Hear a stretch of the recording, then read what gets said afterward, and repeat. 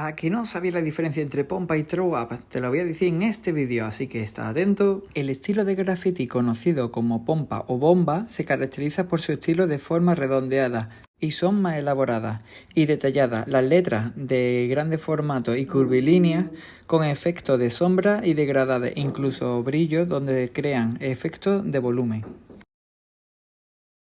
El estilo de graffiti throw up es un estilo más rápido y simple. Se suelen utilizar pocos colores, uno para dar color a las letras de manera rápida y eficiente y otro para el line. Se diferencia por sus trazos gruesos y desiguales y a veces con algunos detalles.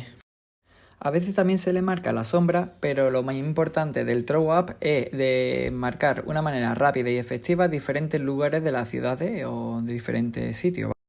Así que si te ha gustado este vídeo y quieres aportar alguna idea, algún comentario o algún conocimiento del throw up o de la pompa, pues escríbelo aquí en la parte de abajo en los comentarios y también suscríbete. No te olvides que tenemos más tutoriales de diferentes estilos donde puedes aprender el estilo Well Style y el estilo 3D.